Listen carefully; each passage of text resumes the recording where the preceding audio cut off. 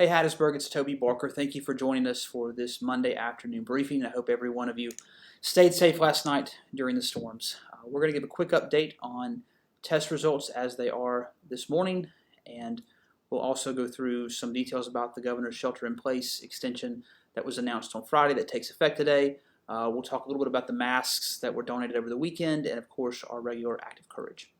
So test results, again, these are things that Forest General covers 19 counties, Hattiesburg Clinic covers several, so does Semri, Merit Health Wesley covers 18 counties. So when you see these, keep in mind this is for pretty much the entire Pine Belt and a lot of South Mississippi. So right now, system-wide, for our healthcare organizations, they've tested 3,987 folks. 429 of those have come back positive, 3,360 have come back negative, and we have 191 pending tests, which is actually the best news right now. The number of pending tests dropped to its lowest point since we started all this, and this is our three testing groups combined, 191.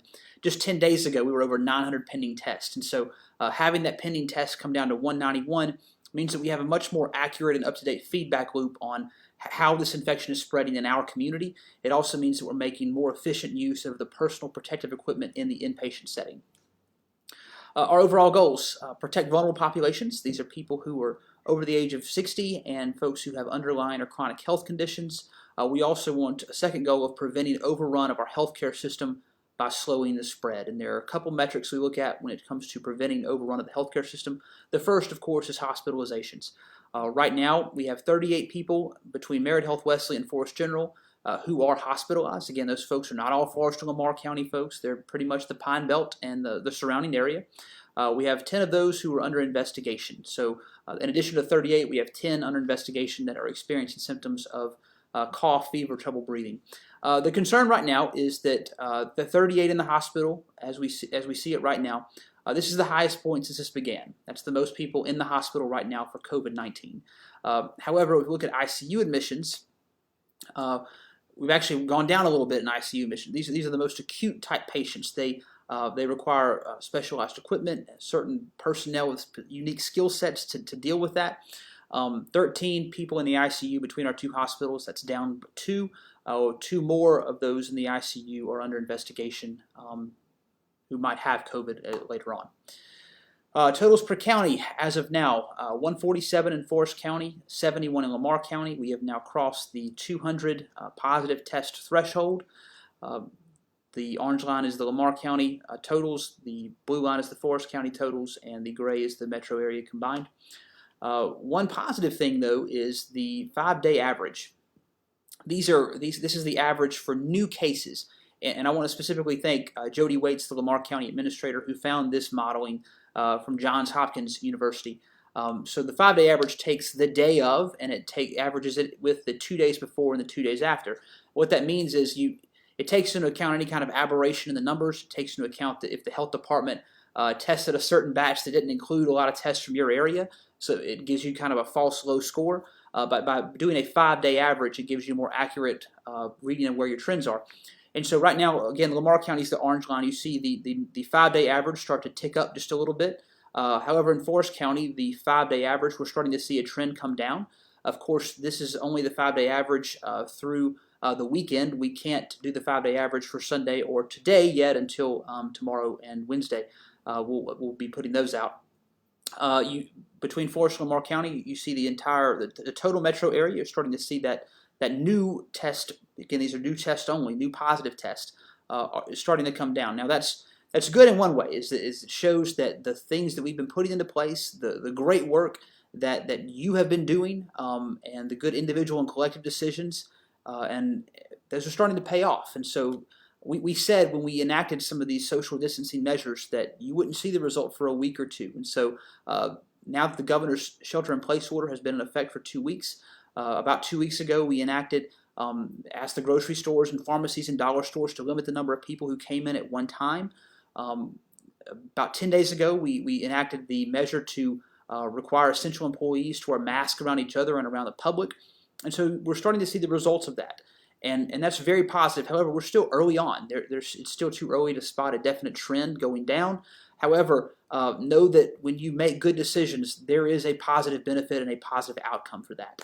You control your own destiny in many cases. So my encouragement to you is to stay the course. I know folks are getting antsy and folks are wanting to get out, and no one wants normalcy more than all of us here at City Hall. However, we have to be safe about that, and we're going to be talking about that more in the coming days. But my advice to you is to stay the course. I know that when I was out on over the weekend, checking in at different places, there were more cars on the street, and I understand that. But we really need to make sure that you're continuing to make good decisions for yourself and your family. Of course, the shelter-in-place order is still in effect. Governor Reeves on Friday announced several tweaks to that. As of today at 8 a.m., non-essential retail businesses can open, but they can only open to curbside, delivery, or drive-through service. They cannot open their stores for people to come in and shop. The other thing to remember is because you're in the city of Hattiesburg, your employees must wear masks around each other and around any public they come into contact with. If that's not happening, we need you to let us know, because we want to make sure that if they don't have masks, they have them, and we want to make sure that we're empowering our private sector to keep their employees and the public safe. So that's the biggest change, is that non-essential retail can open to drive-through, curbside, and pickup and delivery services only. Of course, barbershops, salons, massage parlors, tattoo shops, those are still closed for now. So those cannot open right now. Public bodies of water are open. However, our parks and all of our sort of group recreation facilities and even in the private sector recreation opportunities, those remain closed except for walking trails. This executive order goes through next Monday. We'll see if the governor chooses to extend that or makes further changes later this week. Of course, thanks to our folks at Spartan Mosquito, we had a mask drive over the weekend.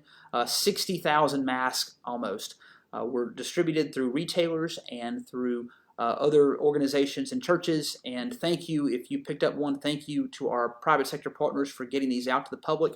A lot of folks are out now.